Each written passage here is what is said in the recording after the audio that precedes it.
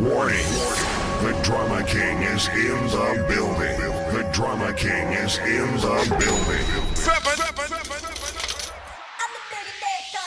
M3. Welcome to the Millionaire Car Salesman Podcast, M3. the #1 resource for automotive sales professionals, managers, and owners M3. to learn how to make money, accumulate wealth, and to all out ball out in the auto industry. And now your hosts, Sean V. Bradley and L.A. Williams. 1, 2, 3, 4, M3. Hey everybody, this is Sean V. Bradley, president of Dealer Synergy and the creator of the Millionaire Car Salesman Group, creator of the Millionaire Car Salesman Podcast, and I got the young Jedi in the building, Mr. Malik. What's up, fam? Let's go. All right, so check it out. Warning, the Drama King's in the building. No, shout out to the late, great DJ K Slay. Man, every time he went on Hot 97 or Shade 45, everybody knew that the Drama King's in the building. So I'm telling you right now, I'll take that title of the Drama King because I'm going to say something controversial right now, okay? Car salespeople, car salesmen and car saleswomen don't know how to sell cars nowadays. So this might sound controversial, but I really believe like it's so degraded because of the pandemic. Once this whole situation happened with the lockdown and essential businesses, and then all of a sudden we had the inventory crisis, we had the crazy, pricing on new cars and used cars.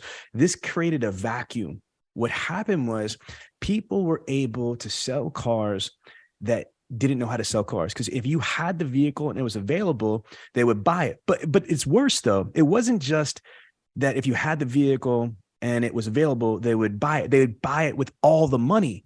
You know what I'm saying? Like when people are making $5, $6, $8, $10,000 gross deals. Hell, when you're selling Kia Tellurides for $15,000 over sticker a year old, something's wrong with this world. So what happened, I believe, over the last 2 years, we've been really spoiled with opportunity. For the most part, if, in my opinion, from all of our experience, if you have a vehicle, there's more buyers than there are vehicles. You're going to sell a car. And this is making people, have a false sense of security and false sense of reality. And I say this all the time. If you've only sold cars for 2 years or less, you have no idea what it's like before the pandemic. You have no idea about triple net. You have no idea about going, let's say 1,000, 1,500 into holdback to sell a car, because you're going to make it up off of volume, off of retro money or stair step money and things like that. Malik, I'm tagging you in. What say you? Am I tripping, or am I keeping it 100 that, people are not able to sell cars right now the way that we used to before the pandemic? No, you're not tripping at all, but you're not the first person to say this. I'm sure you won't be the last. People before you have said this. Training has always been a thing, let's call it, right? But I think during the pandemic, what happened was not only did we not get better, but your customers did. And I think we said this in some earlier podcasts. Since when does your customer know what on the ground means? Since when do your customers know what allocation means? I'll tell you why. The pandemic forced them to change. They adjusted. They got better. We didn't. So now what we're running into is prepared customers and unprepared showroom sales professionals, and sometimes BDC representatives. So let me build on this. Let's just take it back even before the pandemic, right? Before the pandemic, there's a whole culture of fuckery that's going on there. And there's no better word. It's just fucking ridiculous. You know what I mean? Like, you have these expensive items.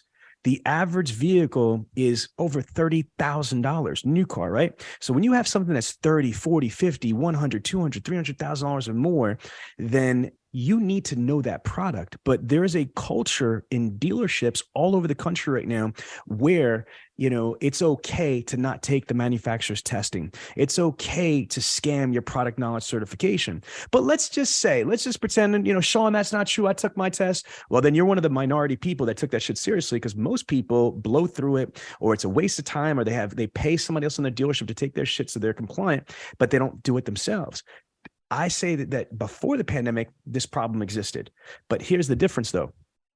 With this situation, it's gotten worse, to what Malik said. But I want to focus on something right now that nobody really talks about.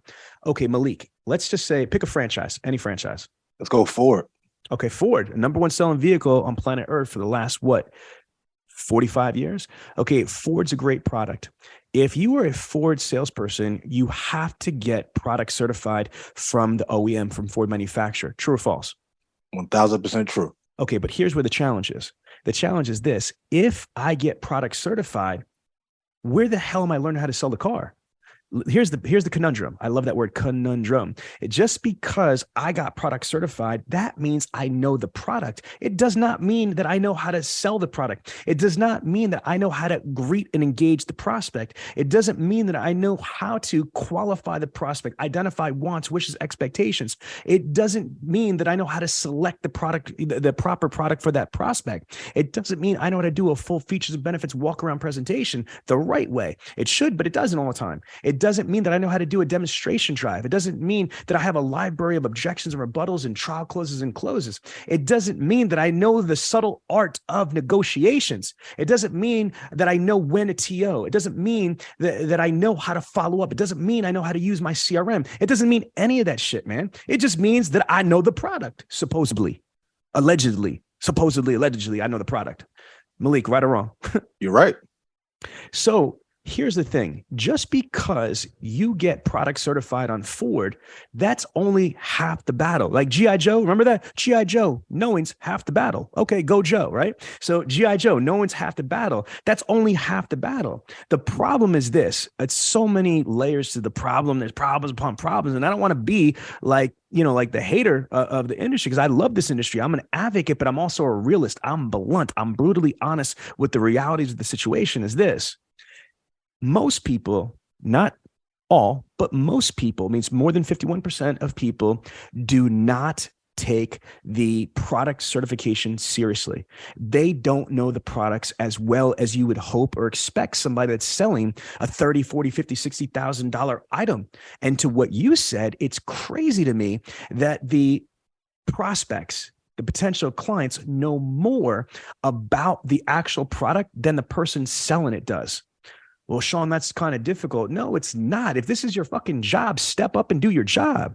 Okay, think about this, folks. We have the privilege. I'm going to repeat that. We have the privilege to work in an industry where you could make more money than lawyers, doctors, astronauts, fucking generals in the United States Army and Air Force.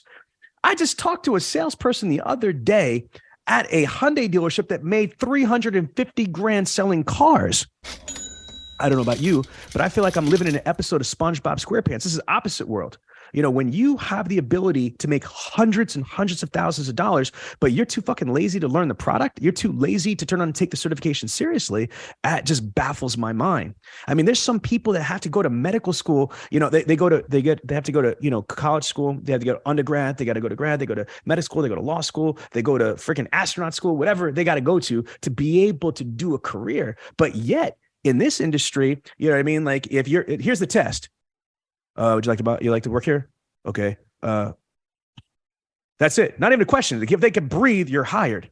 That's it. We hire people crazy. I've said this before. One of my freaking competitors, or one of my competing agencies that we work against, they use this. I love this line. Did we hire them dead or kill them after we got them? Either way, we're screwing up. We're either not hiring people the right way, or if we get somebody that's good or potentially good, we don't have the proper training. So again, I want to shift this and I want to keep moving forward. Bottom line is this. Let's just pretend that you took the product knowledge seriously, or your employees took the product knowledge seriously. That doesn't mean they know how to sell cars and how they're going to be a great salesperson. So it is imperative. It is the responsibility of the dealership. Okay. It is the responsibility of the dealership to provide viable training for their employees, because as a business owner to other business owners, it doesn't make any sense spending time and money creating an opportunity and not having your people that are engaging or reacting to those opportunities that are in position to maximize those opportunities. So you have to create a training program. Malik, am I on target? Don't just say yes and I don't need a parrot, bro. Speak your mind. No, you're right on target. Just because you are, and we both have backgrounds in combat sports, so I'm sure you can appreciate this. Just because you know how to roll around, know how to throw a couple punches, it doesn't mean you're ready for combat. Okay, that takes repetition, it takes practice, and you really have to have a style and, really become a master of your craft. So I think what you're saying is spot on. I love what you're saying. Keep going. Okay. So with that goes, what type of training? Now, there's different levels of training. You have, obviously, we talk about this, the road to the sale, the road to the sale, the road to the sale. That's the basics. But I'm more and more, I am floored. I am disgusted that I'm talking to salespeople and sales managers and GSMs that they don't have a particular road to the sale at the dealership. Or if they did, nobody knows what the fuck it is. Just like if you ask the average dealership employee, do you have a mission statement? I don't know. Oh, yeah, we do. What is it? I don't know. What the fuck is the point of having a mission statement? It doesn't make any kind of sense. So if you do not enforce the road to the sale, if you don't pay attention to the road to the sale. Meaning, first of all, let's say you have a road to the sale. I'm going to give you just a quick example of what the hell I'm talking about. The road to the sale is what's called a series of steps to take you from engaging a prospect ultimately to delivering the vehicle. So again, everybody should have a road to the sale, and it should sound something like this. There's obviously variations depending on philosophies, strategies, whatever. You know what I mean? But it's usually the meet and greet. You're going to engage a prospect. You're going to properly greet them. Then you're going to transition to the needs assessment or the qualification, where you identify their wants, wishes, expectations. Once you are qualifying them using usually a customer worksheet or a Foursquare or needs analysis form, that field intelligence is going to narrow down and should be able to surgically identify the absolute best vehicle that's going to fit their wants, needs, and expectations that simultaneously the dealerships could max gross on. You follow me? This is a win-win. This ain't Burger King, have it your way, right? Then from there, doing a full features and benefits walk around presentation and selling the vehicle, selling on features and benefits and value. Then transitioning to the demonstration drive, getting them physically in there, especially for the kinesthetic learners and kinesthetic thinkers, touching it, feeling, smelling the leather, vroom, vroom, etc. Then coming back to the service drive, parking the vehicle and doing a full service walk to build value in the service department. Talking about the award-winning service department, the technicians, the hours, the this, the that, the loaner cars, the shuttles, value. Then going to the desk, checking in, and then either getting the first pencil or gaining the first commitment, negotiating back and forth, closing, and then turning it over to finance, yada, yada, yada. So that's basically the road to the sale. But here's the reality. Product knowledge and the road to the sale still doesn't make even a good salesperson. It might give those two things, in my opinion, will be a satisfactory person, a average person, a sufficient person. Now, again, you might be like, I'm okay with that. Well, then you need to turn around and think better of yourself. You need to have better self-esteem, my people, because if all you are looking for, aspiring to is just being adequate or satisfactory, do you know what average is? Average is the leader of the sucks. Let me repeat that. Being average means that you are the leader of the people that suck the most. That's what average is. No offense, but it is what it is. Now, again, if you're part of the mentality of getting a participant trophy, then this podcast is not for you. Okay. If you're the person that goes and loses and expects to everybody cheer you and say how great you are because you tried, I don't know what fucking world you grew up in, because I grew up in the projects of Queens and Brooklyn, and we're called food. People eat us like food on the street because if we are just basic or I don't know, like a little helpless in the nature. You know what I'm saying? So what you want to be able to understand is, how could you be great? Well, we always say that car sales is like running your own business, right? Car sales is like you having your own business, but you don't have all the overhead or expense. But what you put into it, you get out of it. This is such an annoying thing to me, because everybody says this. Every manager says, hey, car sales is like your own business. Treat this like your own business. But nobody teaches people how to be entrepreneurs. Nobody teaches people, financing, marketing, advertising, branding.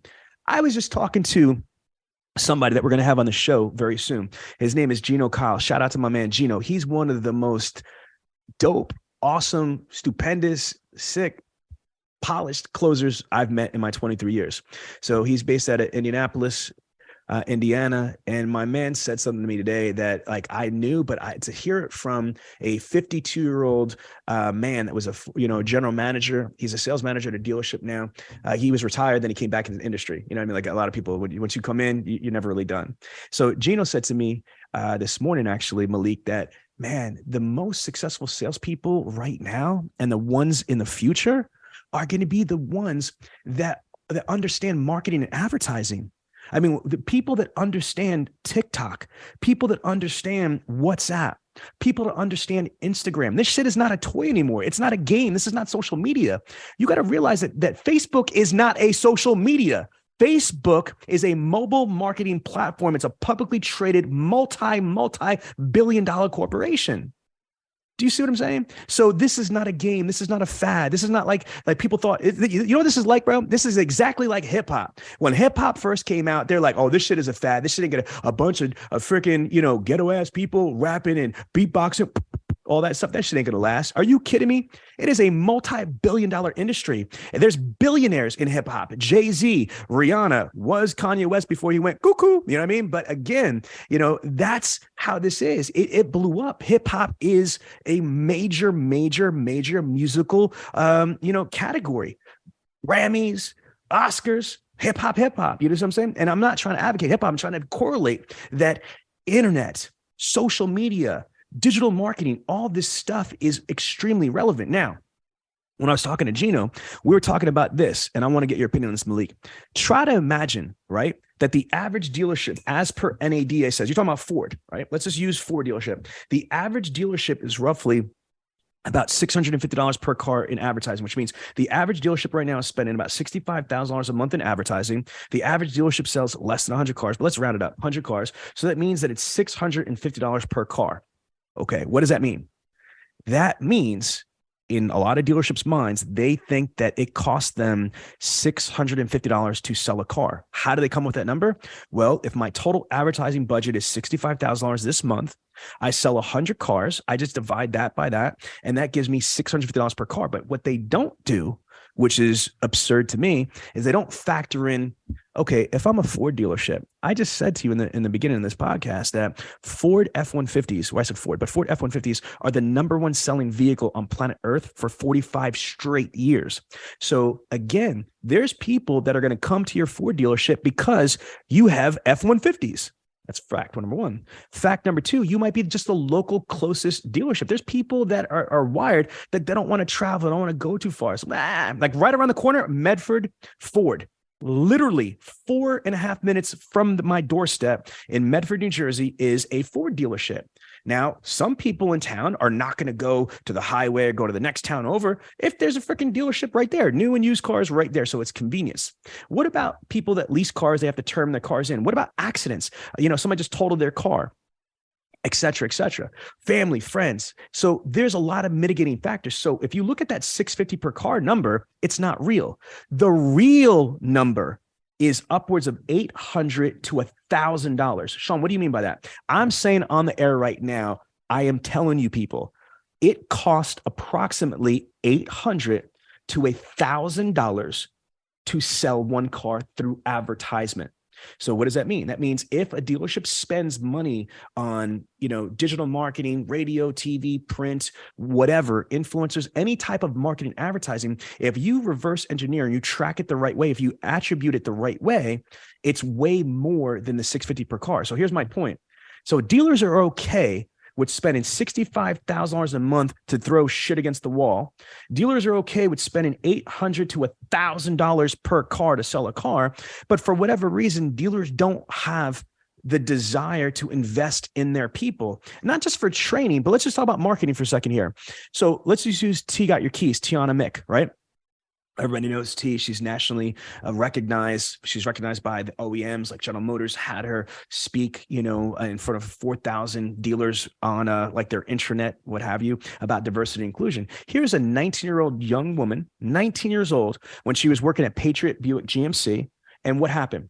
She basically built her brand, within the dealership's brand. And for $6, literally $6, she had, people driving an hour and 20 minutes away off of a display ad on Instagram. So for whatever crazy reason, dealers are not investing, not just in training, but in support. They're not investing in their people. They're not saying, hey, people like Tiana, man, oh my God, you're proactive. You're hungry. You want to build your business within our business. Here you go. Let me teach you how to do that. Let me give you resources. Let me give you structure. Let me give you a co-op budget. Well, that's absurd. Why would we do that? What the fuck are you talking about? That's what the manufacturers do for you, right?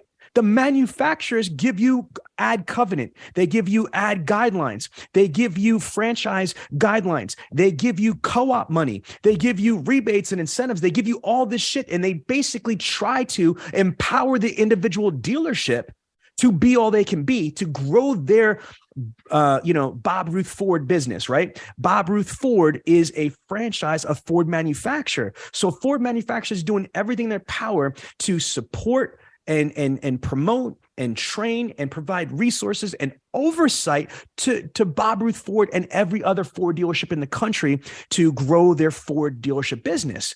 So I don't understand if that makes sense from these big manufacturers to these middle businesses like dealerships and dealer groups.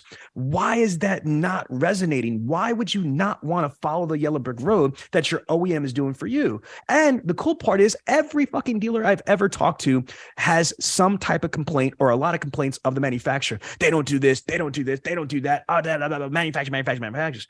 But yet they're worse to their employees. They're worse to their employees by not providing training, not providing resources, not providing support. Now, you might be like, damn, Sean, I thought you're the dealer advocate. Yes, I am the dealer advocate. But guess what? I'm also a trainer and a consultant. And sometimes medicine tastes like shit, but it's going to get you better. You know what I mean? My son was just sick not too long ago with a strep throat or whatever. And he was like, oh, I don't want to taste this. I'm like, shut up, drink it. Because you have to, because you need that medicine. And dealers are sick right now. And I'm sick that they're sick. So this is the medicine that you need. It might not taste good, but it's going to get you right. After these messages, we'll be right back.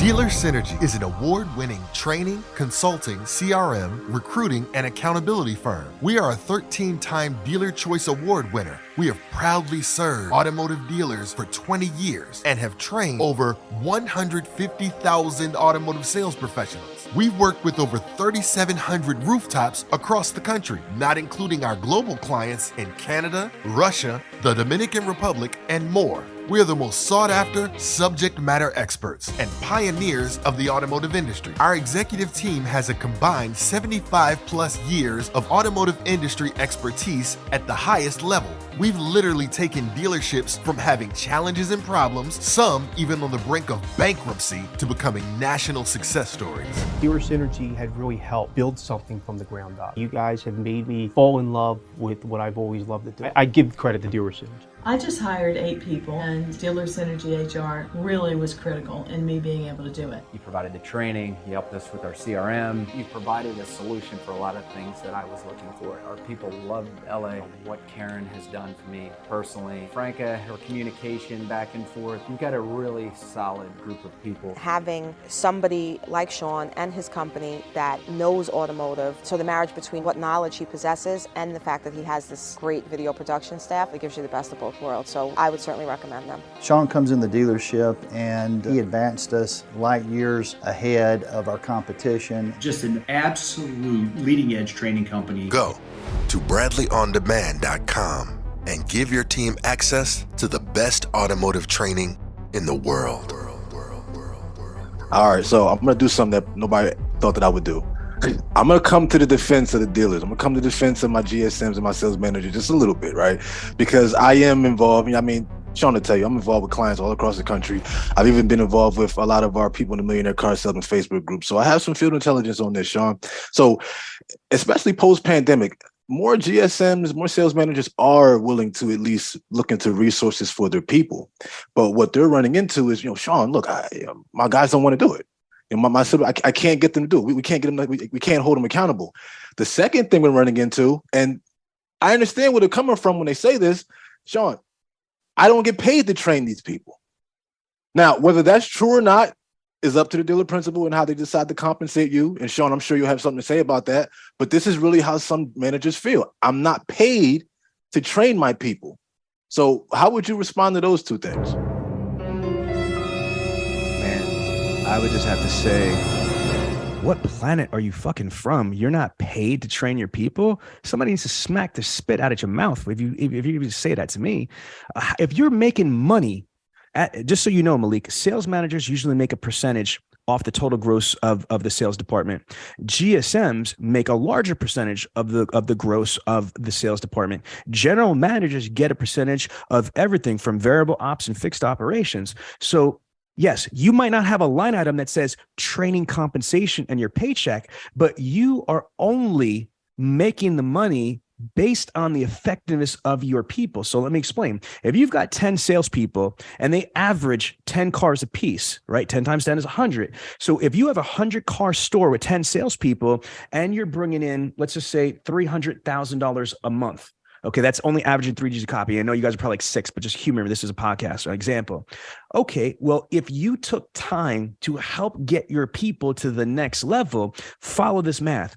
Even if they, like, let's just use, if 10, 20, let's just use, if they're selling 10 cars, a modest 20% uplift. 20% uplift is 2 cars a piece. 2 times 10 is 20 units. Okay, so 20 units. Again, you're telling me you are not going to be able to see value in that. I'm going to do the math right here. So 20 units times $3,000 obviously is about $60,000 extra a month. I don't know about you, but I don't know many other people that could get paid $60,000 extra gross just by just by training their people to be better. Do you see how I did that, Malik? It's really simple. If you were selling 10 cars for 10 salespeople, which is 100 cars a month, okay, and you're not training because you don't get paid to train your people. That's not your, job description, or you're too busy to train, or to do this, or to that. Okay, then just be happy with what you're making and what you're grossing. But if you listen to the reality here, and if you get your people to be better, now look, how freaking hard is it to sell 2 more cars? It's really not. There's 8 ways that a showroom salesperson could sell cars: walk-in, be-back, internet, phone, prior customers / orphan owners, service drive, referrals, and lost auto prospecting. If there's 8 different ways, I promise you, if your people are only selling 10 cars or less, they're not triggering all 8 ways. So to net lift within 30 to 60 days, 20% is extremely realistic. We've done this in 60 days. We've increased 50, 60% of sales.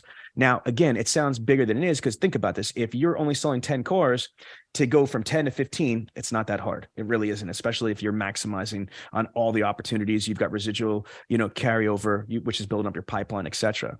So again, the people that think I don't get paid for this, Malik, I don't think that they're looking at this the right way. And I'm using humor in here, and I'm using my personality to get people to remember what the hell I'm saying. But all jokes aside and all humor aside, this is really disturbing, because your paradigm is twisted. You need a V8 and get right, because if you don't see that your job as a leader, as a manager, is to train and develop your people, then somebody taught you wrong. I feel bad for you. And I'm not being disrespectful. I mean that from the bottom of my soul, that if you're a manager and you feel that way, I feel bad for you, because it sounds like you had a bad experience. You had a bad manager in your life. You got a bad dealer principal in your life, because the number one job of a manager, in my opinion, is to give your people every opportunity possible, whether that's training, that's motivation, that's leadership. It's leading by example. It's demonstrating what needs to get done.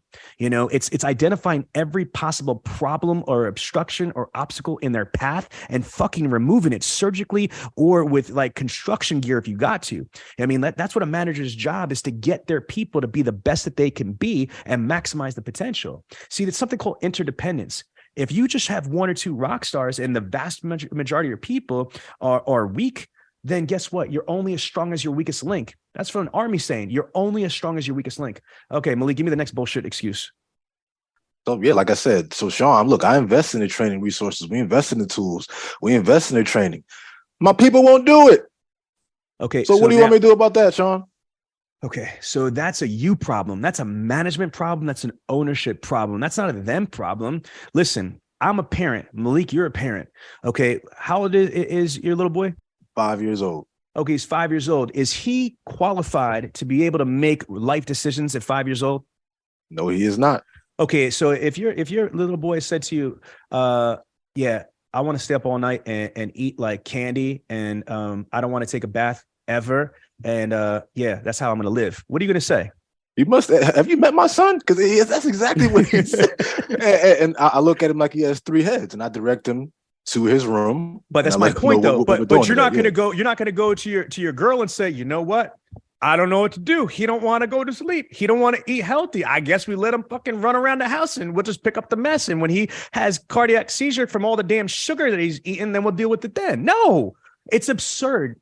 So that's how absurd it is to me, Malik, when managers, fucking owners, or people that are in position of authority saying, my people won't do it. What do you mean they won't do it? Do they work for you or do you work for them? And look, easier said than done. No, I own 11 fucking companies. I am a successful, documented, verified, multimillionaire. So as a business owner to other business owners and as a business owner to other managers, executive managers, I'm sorry, it's a you problem. You have to have the ability and the desire to be able to run your dealership professionally. When does your job description become optional? Let me use the OEMs. And when managers tell me that, this is what I say. Okay, so wait a minute here. Let's just say that you needed co-op money, or you needed, if there's some type of incentives for the manufacturers have certain rules, whether it's from allocation or it's on sales. I'll give you an example. If you sell X amount of F-150s or X amount of Edges or X amount of whatevers, you might get whatever it is. The manufacturers don't give a shit about your excuses, your problems. You either did it or you didn't. You're either pregnant or not pregnant. You either hit their objectives or not. They don't want to hear, well, my salespeople didn't want to train, or what I meant was this. They don't give a shit. They'd be like, I don't care about that. You ain't getting this $50,000, $60,000. Facts. So again, there's different ways to do this. Here's something that Gino and I are going to talk about too. There's a lot of managers, and here's part of the problem, Malik, and we don't talk about this a lot on the air, that have not been trained in a damn 5 years, 10 years, 15 years, and 20 years. Nobody's pouring into them. So some of these people are really not qualified for their jobs. They're there by circumstance, by nepotism, maybe extortion in there. They got some pictures of somebody or something, I don't know, but they're there. And think about this. If you don't have any experience in TikTok, in Facebook, in Instagram, or in this strategy or that strategy, if you're not doing the things right as a manager, but you got that job, how are you going to add value to somebody else? Do you see what I'm saying? So part of the problem is most managers, not all of them, most managers don't train. They don't train. Now, they might sit in the basic training for salespeople or internet or BDC, but how many managers are going to sales management school, going to general sales management school, going to general manager school? And I'm not just talking about NAD Academy or Northwood. I'm talking about continuous training. I'm not talking about just watching one workshop or watching one video. How many of these managers are actually immersing themselves in current technology, in AI, in ML? And if you don't know what these acronyms are, then that's my point, So again, I think part of it is a lot of managers don't have enough substance to be able to give to their people. That's one problem. Another problem is this. A lot of people, for whatever reason, whether they don't have the skill set that they think they do, or is because they think that I'm a manager, I don't have to, they don't lead by example. Gino's going to talk about this next week. This is deep right here, because I'm going to tell you right now, if you are on the tower and you're telling your salesperson, do this, do that, but they've never fucking seen you do that before, they're not going to probably do it, or they're not going to do it with enthusiasm and excitement. And Gino said it this way. He turned on and he said, listen, if you're not battle tested in the field and proven, how are your people going to turn around and feel comfortable following you, off of a cliff, metaphorically speaking, doing whatever? So my advice is this: managers, lead by example, lead from the front. If you believe in training, then you should be training yourself. You should be going to your people in your sales meetings, your one-on-ones, and say things like this. Hey, man, I read this article. I read this book. I watched this video. I took this training. I was doing dealer synergy. I was using Bradley. Man, I was in the Millionaire Car Salesman group. Man, this was crazy. I saw this. I saw that. And your people are like, word? For real? That's crazy. And saying it's just one thing, but then doing it, saying something like this. Hey, look, I was just in the Millionaire Car Salesman group. I was listening to this podcast and they said this. I like that. I want us to do that. And boom. And you do it. See, if you say something, but you don't do it, you're all rah, rah, rah, rah, rah. You know how this is, brother. You come from Philly, I come from New York. On the block, there's a lot of people that bark a lot, but they're puppies. They're straight chihuahuas. Like, rah, rah, rah, rah. They don't want no smoke. They don't. And that's the problem right there, is that if you're not willing to pick up the phone and do a TO, if you're not willing to get off your ass, off your ivory tower and go in the deal, then you know what? Then you get what you get. You get what you deserve. Now, I don't want to piss off the good managers out there. I don't want to piss off the good dealerships out there. This is not everybody, y'all. This is not everybody. There are good people out there. There's good managers. There's great managers. There's amazing people out there. You know, again, shout out to Rob Ruth, dealer principal of Bob Ruth Ford. Shout out to Danny Zalowski. You know, he's the dealer principal of Country Hill Motors. Shout out to Brandon Sloan, independent dealership, Auto Direct, North Carolina. Shout out to Bobby Mills, you know what I mean? Of Bob Mills Mitsubishi. I mean, I could go on. Malik, throw out some managers right now. Throw out some names. Who are we going to spotlight right now? Oh, man. My man, TJ DeSanto. General manager hell yeah, TJ. Akron. Yeah, got to shout him out. John Luciano. Yeah, Lucky Luciano. Right next to him, you got Bob McCormick, dealer principal at Toyota of Vineland, big on training. I mean, we could just name names all day long, man. But that's my point. So I just want to be clear. This is not a haterade session. I'm not trying to say the whole industry, it's not doom and gloom, but I'm just trying to let you know, I'm trying to incite action right now. I'm trying to get into the soul of people out there like, you know what? I'm acting really silly over here. I should be stepping up. I should be leading from the front. I should be doing TOs. I should be doing, whatever I want my people to do. I need them to see me do that shit. Because if I can do this, you need to do this. If I am doing this, you must do this. And that's it. And so again, it's got to start with you. From the top, from the dealer principal to the general manager, to the GSM, and down the line, it's got to stop. Whatever your rah is, you let your people see that you're about that life, that you deserve, you know what I mean? Their respect. Well, I give them a job. I don't have to. Come on, man. Like, look, they could work anywhere right now. I'm telling you right now, like Target is offering $21 an hour. McDonald's is offering like $20 an hour. So again, working at the dealership, I'm sure you can make more money. But again, I have less aggravation if I put some fries up and I can make a decent living. Not really. I'm just joking. You know what I mean? My point being is that let them see you. That's the first thing. Second thing is this: train them. Now, here's the thing. If you don't want to train them because you're not qualified, you don't know how, or you're not getting paid, or whatever bullshit excuse, then invest in a training company, because the average dealership is spending $65,000 a month in advertising, but the average dealership spends less than $1,000 a month.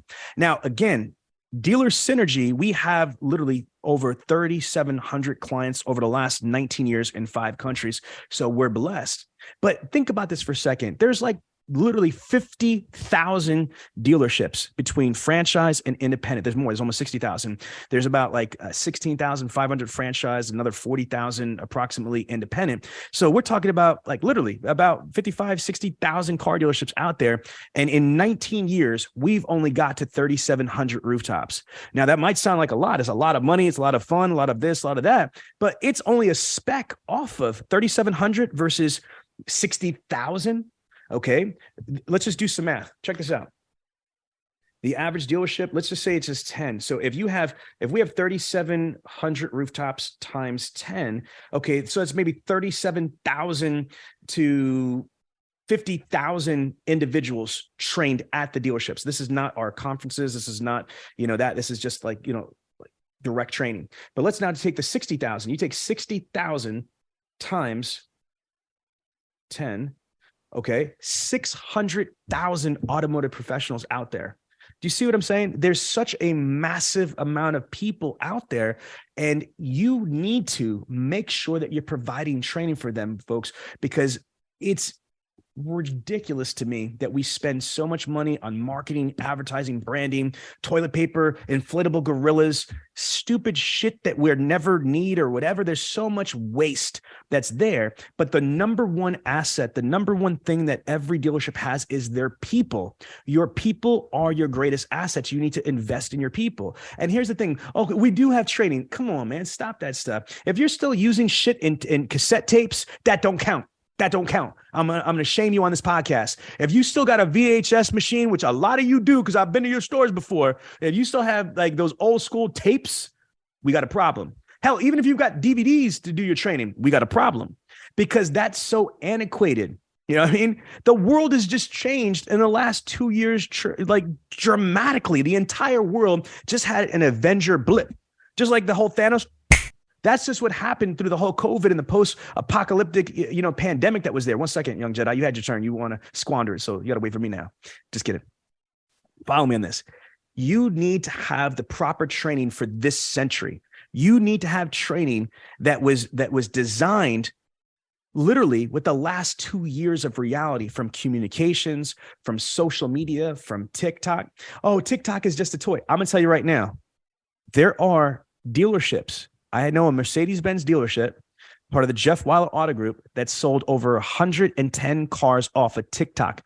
The internet or the digital marketing manager there, he has a TikTok. It's Brandon Cargoza on TikTok. He's got 112,000 followers, 2 million likes, and he sold 110 cars off of TikTok. The Chevy guy who's got a YouTube channel, right? He has literally hundreds of millions of minutes watched off of YouTube. He made so much money selling cars all over the country from his YouTube channel. He bought his own dealership. He skipped management. He went from a salesperson to a dealer principal because of YouTube, and so on and so forth. You have got to train your people in what information they need to know today. Again, yes, product knowledge. Yes, road to the sale, but there's so much more. Marketing, advertising, branding, social media, video, okay, finances, time maximization, organization, objections, rebuttals. I mean, there's a myriad of different things out there. If you're not doing this, you're not giving your people the full opportunity to maximize your dealership. So to build on what you're saying, because training is such a dirty word in this industry. I don't know why, but it is. What value do we place on training? Okay.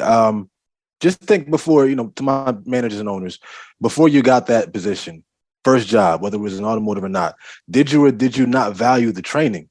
How important was it to you that they show you how to actually do the job so you can keep it? What do you think automotive sales professionals are thinking when they start at your dealership and they don't have the resources to succeed? Think about the importance of training this way. How important is it that the pilots on these flights that we hop on every single day are properly trained? How important is it that the law enforcement agency that, some of y'all rely on for protection is properly trained? How important is it that your physician didn't just skip through medical school and just guess all again? How important is that? How important, Sean, you again, you had a medical school not too long ago. How important is that? How important is it that your banker, the person that's responsible for your finances, is trained? If you have a personal assistant that's responsible for your life, Sean will tell you this, you got 2 of them. How important is it that they're trained? Your bookkeeper, that their job is to keep you out of prison, right? How important is it that they're trained? Right? Even your entertainment, right? Your favorite actors, your favorite, athletes. How important is it that they're trained? Think about what the quality of life would be if there were no training. So why should it be any different when a person is making or helping a person make the second biggest purchase of their life? I want an answer. That's all. Listen, we had to start wrapping down this podcast before, these weak ass managers come and kill me because they can be mad that I'm exposing them. But bottom line is this, folks, like, I love this industry. I want to remind people that if this is first time tuning in on a couple of things, my whole family's in the industry. My wife is the CEO. Automotive News is, recognize Karen Bradley as one of the top 100 females in North America. Do your research. They only give that very special designation every 5 years. She's a multiple NADA convention speaker, IS-20G, et cetera, et cetera. My daughter, Tiana, nationally recognized, she's been through the Ally GM dealer A-list summit. General Motors has been courting us for a year and a half to make her the youngest dealer principal in the country. So, I mean, there's so much going on. My younger daughter, Kalina, works at RK Kia in Vineland, New Jersey. My nephew, Dylan, works at, Patriot Buick GMC in Pennsylvania, and so on and so forth. So again, I love this industry. We either have part of our family at Dealer Synergy training and supporting dealerships across the country, or I've got family that's literally on the front line now, retail selling cars. So I ain't hating. I'm not being disrespectful. I'm just trying to keep it real with you and let you know what the challenge and what the problems are. This industry has changed my life. It changed my future great grandkids' lives. I've been able to create such security, such wealth by being a millionaire car salesman, point blank. So for all you out there that are listening to the podcast, but you've never been to the group, we also have officially the #1 Facebook group called the Millionaire Car Salesman Group. 25,000 members and strong. So it's crazy. I've got some people that just listen to podcasts, and I got some people that, just are in the Facebook group. And I got people that do both to maximize, your knowledge, your network, your opportunities, and your success. I encourage you to do both. If anybody out there is interested in potentially becoming a guest on the podcast, the rules are this.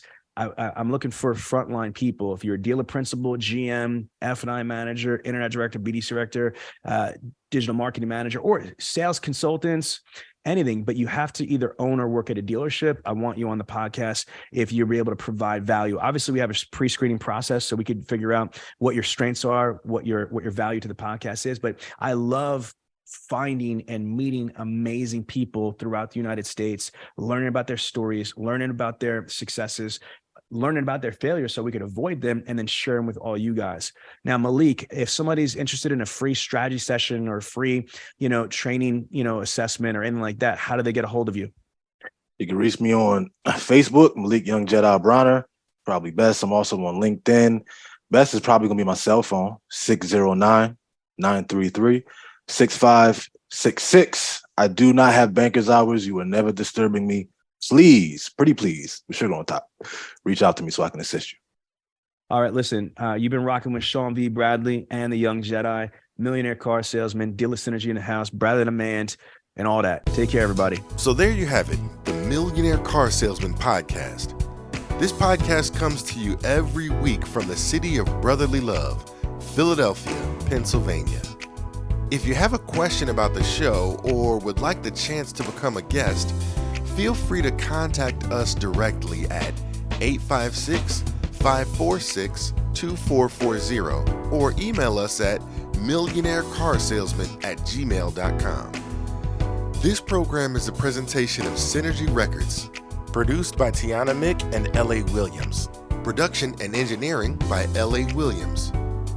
The Millionaire Car Salesman Podcast is hosted every week by L.A. Williams and the Millionaire Car Salesman himself, Sean V. Bradley. The Millionaire Car Salesman Podcast can be found everywhere, so please don't forget to review, subscribe to, and share the show.